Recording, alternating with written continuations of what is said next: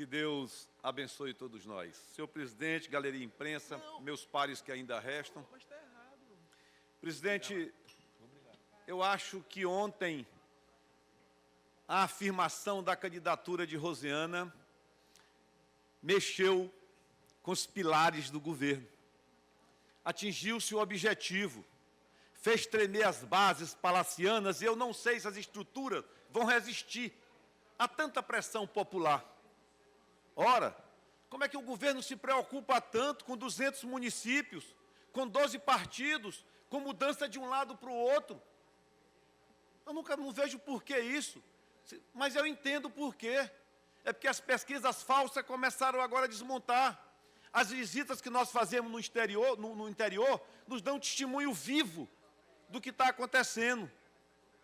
E olha, a ditadura ganhou da oligarquia.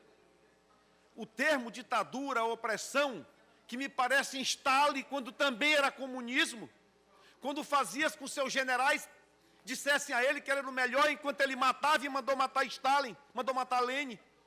Era assim que funcionava. Talvez poucas pessoas saibam de onde começou, do mercantilismo, do capitalismo, do socialismo, do anarquismo e do comunismo que nunca existiu. Essa é a progressão que acontece em tudo isso. Mas olha, eu digo para vocês que o debate é bom, mas não pode ser um debate com ódio, com ranço, mas um debate das ideias, próprio de quem tem. Quando não se tem, apela-se, e apela-se muito. Ora, é inegável, agora mesmo eu estive em Brasília, recebendo do NEAD, do Núcleo de Educação à Distância, criado no governo Rosiana, uma homenagem por 40 mil professores sendo formados em níveis superiores, em todos os níveis. Quem não se lembra da capacitação profissional e como podíamos imaginar a escola hoje sem ter cérebro qualificado, e foi lá atrás que foi feito tudo isso. As minhas mãos fizeram o concurso público e deram as primeiras promoções e progressões em reconhecimento a isso. O que é lamentável é que esses 10% que deram ainda são professores que não têm nível 3º grau. E nada está sendo feito. Falar em qualidade com esse espaço, nível 1 e nível 2, um não reconhecido e outro sem ter professores, e foi lá atrás, todas essas bases foram feitas. O professor Marco Aurélio tem que ser testemunho, que foi o campo de Balsas, trabalhado por nós, inaugurado por nós. O campo de Açailândia, da mesma forma, que hoje incorpora a universidade. Os reconhecimentos dos cursos, inclusive o que ele fez, foi autorizado e reconhecido quando eu era reitor da universidade, e os dados não podem mentir. Foi as bases que foram criadas para poder criar a universidade. É um avanço? Pode ser, mas está deformada? Está deformada. Foi uma criação feita a fórceps para justificar promessas de governo, de campanha. E não na construção que deveria ser feita, da ordem que deveria ser feita. Quanto à questão da quantidade de escolas, eu não sei se são 1.200. E reafirmo que todas as vezes que você reforma uma escola, eu reinaugurei mais de 700 também. Elas se deterioram com o tempo, como a casa da gente precisa de reforma. E falar em reforma de escola como avanço é mediocridade interpretativa. Porque a escola, nem mesmo Paulo Freire pegou a escola de Mangueira. Eu preciso da qualificação profissional para poder falar uma escola de qualidade. Reforma de escola é mediocridade de discussão como reforma. Não tem como se pensar outra forma. Os indicadores do Enem são testemunho vivo. Ensino profissionalizante, é preciso que me digam aonde ele existe. Porque você faz, tem que ter uma estrutura curricular e nela tem 60% de aula prática. É preciso que se avalie. Todo o sistema educacional tem que ser avaliado. Sem avaliação não há um impacto. Nenhuma escola de tempo integral entre as 6 melhores do Maranhão. Amanhã eu não estarei aqui, mas pega no Google e olha. Se dentro é muito fácil olhar agora. É muito fácil olhar agora. É isso que eu quero dizer. E eu concordo com o deputado Max Bal quando fala na questão estruturante. É isso mesmo. Pavimentação asfáltica que está se acabando lá em Codó, que foi feito outro dia. No interior, a mesma coisa. Deputado César. Pois não, deputado. A comparação que Vossa Excelência faz é muito feliz. Asfalto no município é muito bom, mas não é obra estruturante. É uma obra local, não tem repercussão estadual, não tem repercussão regional. Ainda mais que está sendo feita com a qualidade duvidosa. E falar em educação e dizer que pintar prédio, fazer muro, é obra estruturante de educação, é quem não conhece educação. Falar de 700 reformas, reforma no seu tempo, quando foi secretário, era feita pelo caixa escolar da diretora. Agora se diz que é obra. É justamente quem não tem experiência na área administrativa, na área de educação, é que pinta uma parede e está pensando que fez uma grande obra. É falta de experiência, falta de conhecimento. Isso nunca foi obra estruturante, isso é o dia a dia da educação. E a gente lamenta a dimensão que as pessoas têm do que é um governo, do que é uma obra importante para o governo. A gente lamenta. E eu vejo grandes nomes que comandaram a educação do Maranhão, como Vossa Excelência, que é reconhecido como educador, foi reitor da UEMA. O ex-ministro Gastão Vieira foi quem mais comandou a educação no Maranhão no passado. É hoje um dos principais aliados do governador Flávio Dino. O governador Flávio Dino elogia Gastão em todo o comício que ele vai com Gastão. E Gastão foi quem mais comandou a educação no Maranhão. Depois foi o Pedro Fernandes, competente, sério, está apoiando e elogiado pelo Flávio Dino. Foi quem comandou a educação. E que, a despeito do deputado Bira ter colocado, foi quem fez a escola de tempo integral no Marista. Em outros locais, foi ele que começou a escola de tempo integral. Então, que discurso é esse? Nós não precisamos desqualificar ninguém. Vamos fazer um debate de alto nível. E de quem conhece a educação, para discutir a educação como Vossa Excelência. Dizer que é uma obra estruturante da educação pintar a parede de colégio é lamentável. Dizer que é obra estruturante física para o Maranhão botar asfalto numa ponta de rua é lamentável. É típico de quem não tem experiência administrativa, de quem não tem conhecimento de mundo, de Brasil, para trazer obras importantes para o Maranhão. E Vossa Excelência faz um grande discurso. Eu parabéns, Vossa Excelência. Obrigado, deputado. Mas incorpora os seus pronunciamentos. Que obra estruturante do sistema educacional é o cérebro. Nunca a estrutura física, embora necessite-se da ambiência, seja complementada por uma questão de materiais. Mas é preciso se discutir isso de forma mais profunda, como a gente faz. O Bacelar Portela, quando eu cheguei, eu fechei, e foi feito pelos secretários que hoje estão apoiando o governo. Você sabe por quê? Eu cheguei lá para visitar, deputado Macoré, cheguei lá e disseram assim, aqui é o centro de profissionalizante. Eu perguntei quem são os professores profissionalizantes para conversar comigo. Nenhum entendia nada de profissionalização. Que é de um currículo, não tem. A primeira pessoa a implantar um currículo aqui na SEDUC fui eu. Porque eu achava que cheguei no Amaral Raposo, de um lado era o 8º período, do outro 8º período. Daqui se ministrava por um livro, aqui por outro.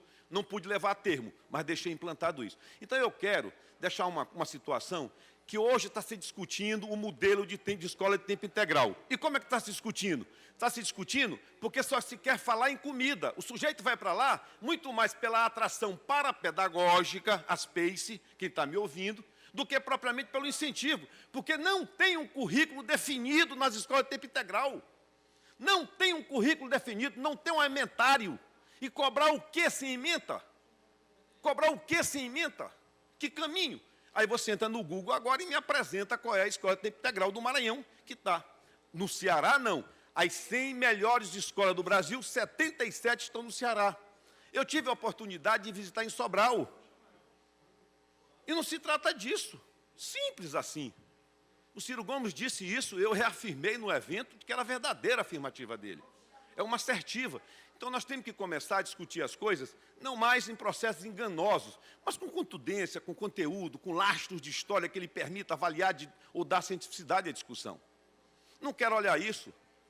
Quem não sabe que a capacitação de professor foi feita no governo Rosiano, o núcleo de educação à distância foi feito lá, a reconhecimento e autorização dos cursos da licenciatura da universidade, em sua maioria, foi feito no governo dela.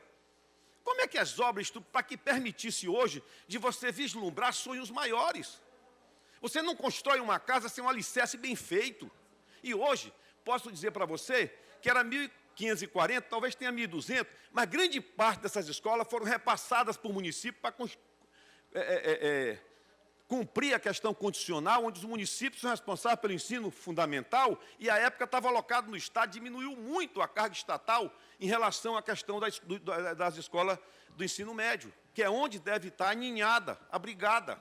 em relação a esse sentimento. Então, eu quero reafirmar aqui que vamos, eu acho que mexeu com a estrutura, é importante o debate, é lindo o debate, tem que ser assim, propositiva para frente, sem deixar de desconhecer a historiografia, sem deixar de dar cientificidade, sem falar, sem citar referência, porque todas as citações aqui, que não tiver a fonte, não há cientificidade.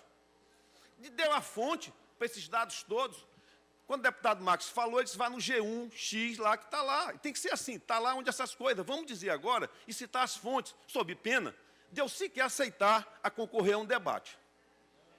No mais, eu acho que é bom, acho que é bonito a defesa do Bira, do deputado Marco Aurélio. Tem que existir, tem que existir. Tem que existir até porque eu acho que de muitos vocês são os temas raiz em relação a esse grupo. Agora, o que eu não posso admitir é que a gente não deixa de desconhecer fatos para poder discutir, apenas no intuito de humildade, discutir, diminuir as pessoas, sem que, na verdade, tenham conhecimento científico do que estão falando. Deputada. Deputado César Pires, é brilhante o discurso de Vossa Excelência. Eu gostaria de acrescentar que obra estruturante que o atual governo deveria ter feito era a geração de emprego e renda para a população, era a melhoria da qualidade de vida da população, e foi o que não se observou. Fala-se muito em reforma de escola, reforma de hospital, criação de leitos, mas as pessoas estão morrendo. As crianças estão deixando de ir para as escolas, ou seja, o recurso não chegou na mão de quem precisa. O Maranhão continua um estado pobre e as pessoas estão padecendo com o atual governo. Então, reforma estruturante, a meu ver, é a melhoria da qualidade de vida da população, que foi o que não se observou no Maranhão nos últimos anos. Em relação aos presos, lá em Codó, o preso estava comendo ovo com arroz, porque não estava pagando o fornecedor carcerário. Eu os visitei. E, se quiser o testemunho, eu vou para Codó para a semana que vem e vou olhar. É esses os benefícios do sistema de segurança que está acontecendo? Não sei. Os dados aqui são inequívocos, porque são fontes fidedignas que dão dado do acréscimo, né, de mortes em relação a isso. Os estrangulamentos que ocorreram lá atrás, aconteceu até no Carandiru, pode acontecer em qualquer um, e cabe a quem foi secretário à época fazer as suas defesas em relação a esse procedimento. E o que eu digo é que a gente tem que levar o debate com fonte científica, com dados científicos, mostrando e saber decodificar o que é obra estruturante e o que são obras en passant e são obras rotineiras de vida pública. Porque senão você não consegue fazer isso. Ainda tem as mídias das reformas que nós tivemos, mas posso garantir que não será culpa de secretário nenhum, e tem até muito respeito pelo secretário. Mas se fizer uma reforma agora, não aguenta, não resiste, como não resiste ao próximo inverno.